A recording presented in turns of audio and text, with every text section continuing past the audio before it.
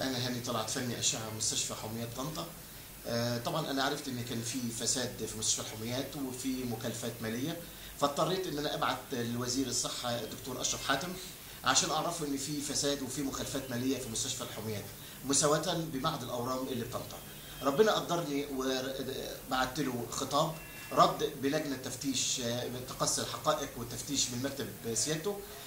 شافوا استمارات مشروع فيروس سي والبنود الاخرى، لقوا ان في مخالفات ماليه واداريه جسيمه في مستشفى حميات طنطا، وعلى ضوء ذلك تم رفع هذا التقرير لمعالي الوزير، والوزير تقرب واقر فعلا ان تحويل هذا الملف باكمله بتاع مستشفى حميات طنطا الى النيابه الاداريه. هل انت تحولت، هل انت رحت النيابه العامه او نيابه الاموال او ما يشبه ذلك يعني لتقديم المخالفات دي؟ طبعا انا تقدمت بمذكره رسميه باسمي انا الى نيابه الاموال العامه بطنطا. تم اخذ اقوالي اكثر من 5 ساعات في مستشفى حميات وايضا مستشفى المنشاوي. ذكرت فيها جميع المخالفات اللي انا قلتها معالي الوزير مع وكيل النيابه العامه، واشار بالتحقيق فورا. وقد تقدمت برضو بمذكرة رسمية باسمي إلى النيابة الإدارية أبيح فيها جميع المخالفات التي وردت في التفتيش المالي الإداري من قبل الوزارة. هل وكيل الوزارة هنا، وكيل وزارة الصحة بالغربية، ملوش دور في هذه المخالفات أو إن هو يتخذ موقف رادع ضد الفساد ده؟ بصراحة أنا لقيت الضغط النفسي عليا شديد جدا، وقابلت اضطهاد علني جامد جدا، وليا زميلة برضو سنداني في موضوع الكشف الفساد. لكن الحاجة اللي أنا زعلان منها واللي أنا أسئت منها جدا إن أنا رحت لوكيل وزارة ألتمس منه إن هو يمد يد المعونة ليا وينقذني أنا وزميلتي، لكن قال لي بالحرف الواحد أنا قاضي ماليش دعوة، أنت موضوعك في النيابة، أنا ما أقدرش أعمل لك حاجة. قلت له طب انقذني لان الوضع سيء بالنسبه لي، والدكاتره دول بيلموا نفسهم عاوزين يؤذوني. مره حب من الموظفين من المستشفى تعدوا عليا بالضرب في قسم الاشعه وعملت لهم محضر في اسم اول.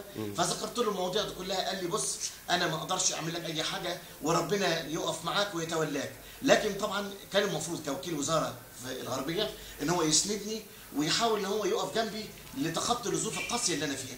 وبعدين انا كشفت فساد ورجعت اموال للدوله وبلغت الضرائب العامه، يعني دخلت خل البلد. بارقام يعني ارقام وصلت لكام في الفيروس سي؟ مش عارف. لا دي فيروس سي دي يعني ممكن تتعدى 3-4 مليون جنيه. والضرايب بقى؟ لا الضرايب ايه قصه الضرايب؟ لما بلغت الضرائب العامه طبعا في ضريبه الكسب، جم ناس افاضل من مباحث الضرائب وعملت بلاغ رسمي باسمي انا ورقم بطاقتي، جم شافوا جميع الاستمارات اللي موجوده في حميات طنطا وصوروها كلها، فعلا لقوا اموال باهظه لم يتم تسديدها للضرائب. يعني الناس دي خدت اموال بدون وجه حق وفي نفس الوقت لم يتم تسديد الضرائب. هل ما حدث في معهد الاورام شجعك انك تستمر في محاربه الفساد على ارض الغربيه؟ هو بصراحه انا كنت في اسم اول بعمل بلاغ رقم 49 احوال ضد بعض موظفي مستشفى حميات لما تعدوا عليا بالضرب والسب في قسم الاشعه. صول هناك بيقول لي عقبال بتوع الحميات، قلت له ليه؟ قال لي ده الناس اللي هم بتوع معهد الاورام موجودين فوق محطوطين في السجن، فبيني وبينك اللي بقيت دكاتره يعني ليها رنه وليها شنه تبع معهد الاورام تم سجنهم وتم يعني افشاء الوضع السيء اللي موجود والناس دي اتحكمت. انا فرحت وانبسطت، قلت البلد ان شاء الله باذن الله لو كل واحد يبلغ عن الفساد ويبلغ عن كل حاجه مسيئه ان شاء الله ربنا البلد دي هتبقى في منتهى اللقاء. والتفتيش المالي والاداري في الوزاره اثبت ان المخالفات دي اللي انت اطلعت عليه؟